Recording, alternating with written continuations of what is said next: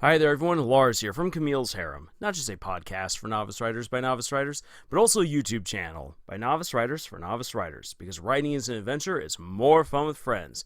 And today I want to return to one of my favorite topics here on the channel, Krusie.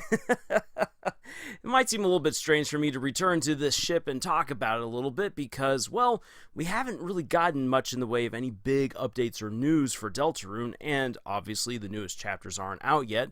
So what is there for me to actually talk about? Well, there are two big things and then some smaller stuff that I want to address when it comes to discussing Krusie. The first big thing is to announce that I have a new running fan fiction that is a great summertime adventure, exploring relationships, romance, and also trying my hand at the Toby Fox style form of combat within the story. And I will have a link for it down below. It is still updating this story, so it's not yet done, but it is a story that I'm very proud of, especially because this story has birthed some amazing artwork thanks to Komu. I had the absolutely wonderful opportunity to work with her later in the summer to create this summer feel for this story. If you've already seen this artwork before, that's where this comes from. If you want to know the story that goes along with these two amazing pictures, the link is in the description. Please go check it out. The second big thing that I want to talk about when it comes to Krusie is that while we don't really know what on earth is coming down the pipeline, and for all we know, this ship could absolutely sink, I am not going to bet the house on it. Even though I absolutely adore this coupling of Kris Dreamer and Susie, it's not official. There are some things that we actually can parse out a little bit, thanks to what glimpses Toby Fox has given us in terms of what is coming down the pipeline. And I quickly want to talk just a little bit about what we do know for Chapter 3, and that is we are diving into television and movies. Toby Fox said that Chapter 3 isn't necessarily going to be very story-oriented, in which case then the immediate thing to ask is, well, what is it then really going to be about? What on earth are we going to be doing if we're not going to be progressing the story? The big thing here is going to be character development. With the newest Dark Fountain being opened up right in the middle of the Dreamer household, we know that we're definitely going to be getting some insights into what happened with the entire Dreamer family. What is the dark history that is being hidden by Kris, Toriel, Asgore, and what is it that the town has been dancing around throughout chapters 1 and 2?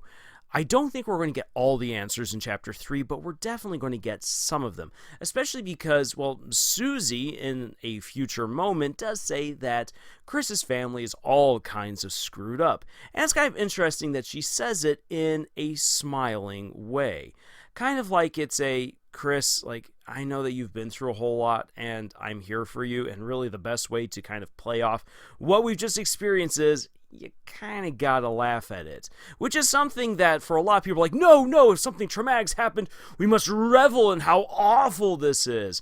But in reality, one of the most realistic ways of dealing with something horrible is that people find some way of laughing it off. But that little bit of commentary aside, one thing also that we do know is we're not just going to be diving into the relationships of the Dreamer family, but we're also going to be diving into the relationship between Kris and Susie. One of the reasons why I bring this up is because, well, Chapter 2 ends in a really interesting way, with Kris and Susie spending time on the couch talking about, well, all different kinds of things. Talking about what it would be like to merge the light world and the dark world together, something which we already know should not be done, but hey, Susie is still exploring this idea right here. She's also exploring what it would be like to either bring Ralsei or Noelle to the festival, or what if she went with Kris? And it's kind of funny to see what's all playing out right here because there is a little bit of ambiguity. What is really going on with Susie? Why is she asking this question? Why does Kris respond the way that they do to the question of whether or not they should bring Noelle or Ralsei? And why is it that Susie reacts in a certain way if you as the player choose, hey, I would choose you to go to the festival with Susie. There's some interesting stuff playing out right there. Now that most people are thinking about, ooh, is there going to be some sort of festival date? And while that's actually a really interesting question to play around with, definitely some good fan fiction material there, I think it's way more interesting that this is all happening in front of the television. The reason why this is so interesting that's happening in front of the television is this. Watching movies or shows together really tells a lot about the quality of a relationship. Because, well, let's just say that you watch something together with someone and you don't talk with each other throughout the entire movie or show, and then you don't really talk about anything with each other afterwards, chances are you don't have a very strong relationship with each other. If you're trying to have a conversation with someone in the middle of a show or a movie, and they're not reciprocating and they're not responding, chances are they're way more into the show or movie than they are into you. However, if you're having a really good conversation during a show or a movie, and especially afterwards if you're having a really great conversation, that means that both you and the person that you've been watching the show or movie with, you've had a connection, whether it's a connection with each other or a connection with each other through the medium. Well, either way, it actually works out really well because you are communicating, and every good relationship requires good communication. From what we can figure from the things that Toby Fox has shown us for Deltarune Chapter 3, we are going to be adventuring through a dark world representation of various shows and movies. Very likely shows and movies that mean something to Kris, to the Dreamer family, and also very likely to Susie. I would be shocked if we don't have some version of Susie Zilla showing up in Chapter 3, just because, well, there's been a lot of references to those kinds of movies throughout Chapter 2, and it feels like it's definitely something that we're going to have to dive into. And also remember that Kris has been hiding the book How to Draw Dragons within the Dreamer household. I have the feeling that that book is also going to play a role in that somehow. A lot of things are going to come together. It's time for some conversations to be had. But another thing I want to quickly bring up is how the shows and the movies that you watch and the shows and the movies that you share with others actually tells a lot about who you are. We've already learned a little something from Susie right here, where Susie loves big monster movies and not big human monster movies. And that's actually something that is, weirdly enough, an interesting connection between her and Kris, because Kris is very sensitive towards any idea of seeing or reading anything about other humans. It makes them very uncomfortable. And there's a really neat connection right here because Susie as well doesn't actually enjoy seeing negative depictions of humans. And from what we can gather, that's not even something that where she's trying to be sensitive towards Kris. That's just really who she is. And so that is an interesting point of bonding between the two of them right there.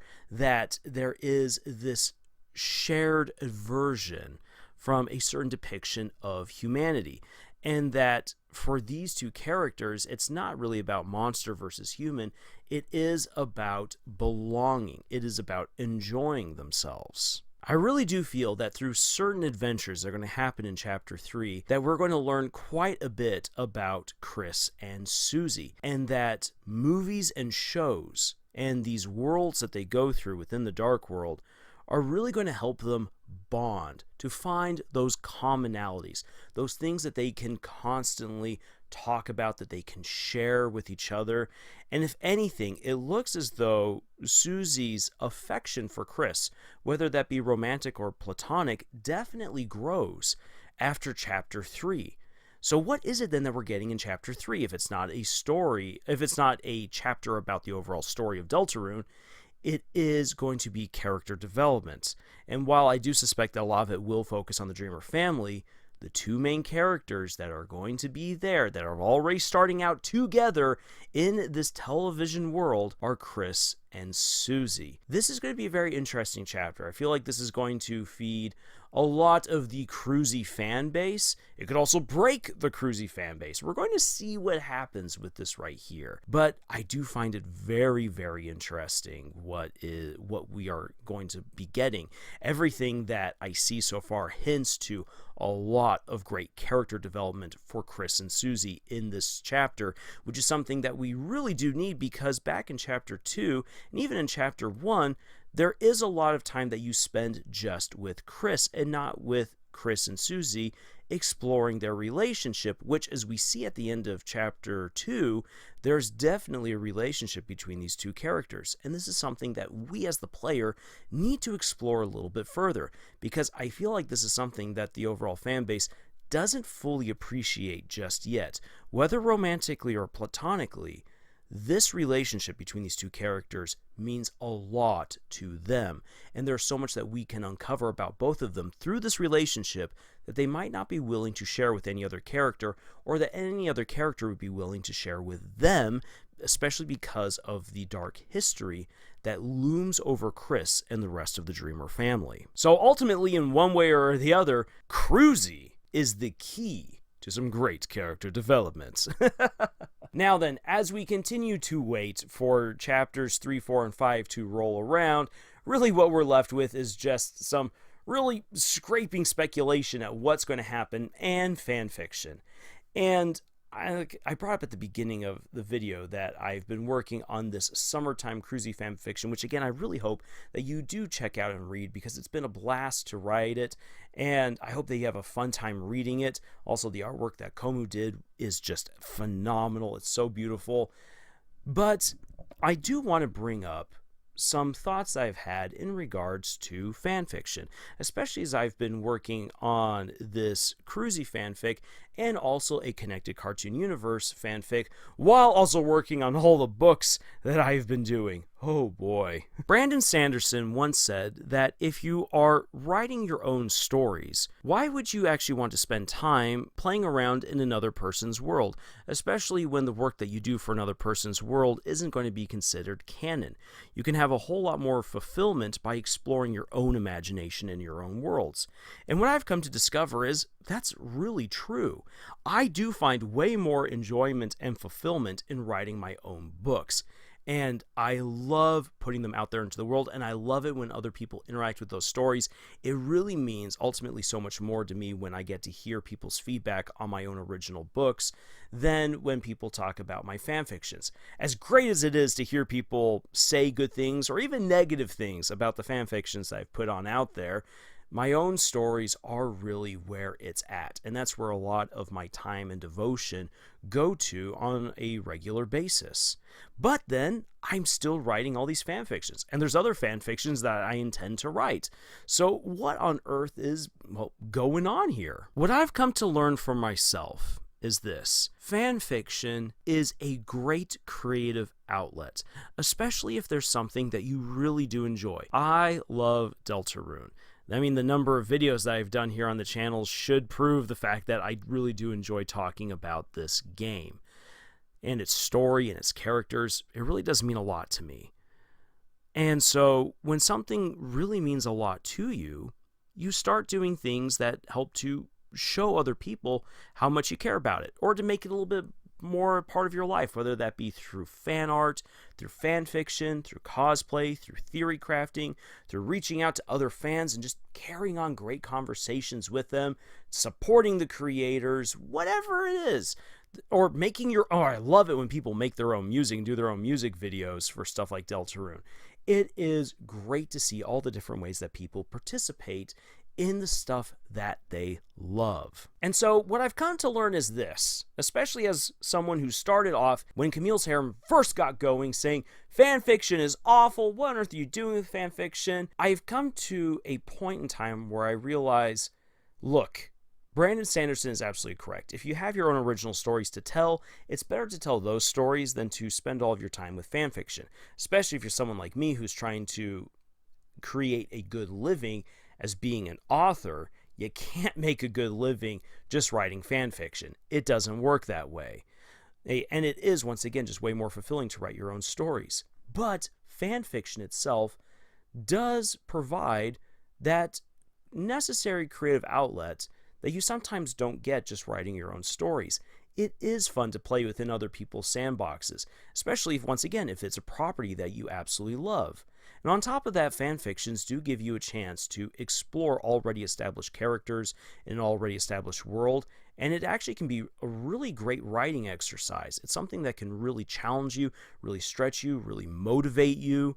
And so fanfiction in of itself isn't necessarily a bad thing, even though there's all of this stuff about what makes a bad fanfiction, and oh boy, there's so many bad fanfics out there, and a lot of smut fics out there.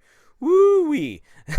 Even for Krusie. So, yeah, fanfic does get a bad rep, and once upon a time I was one of those people who did say a lot of negative things about fanfiction. And yet, interestingly enough, it's especially been playing around with Krusie storylines that's really helped me to kind of shed a lot of that prejudice and to really come to realize just how much effort and love goes into these fan projects and how rewarding it can be in its own way, even if it doesn't put money into your pocket, even if it doesn't mean that you are progressing your own profession or your own career as an author. That doesn't mean that you aren't pursuing something that you love. It doesn't mean that you aren't honing your craft. It doesn't mean that you aren't pursuing a hobby that you really cherish. Fan fiction can do a lot of good for you. And so this is just kind of me saying, yeah, you know what? I love Krusie right here, and I've really come to learn through this fictional relationship that might not even be canon at the end of the day.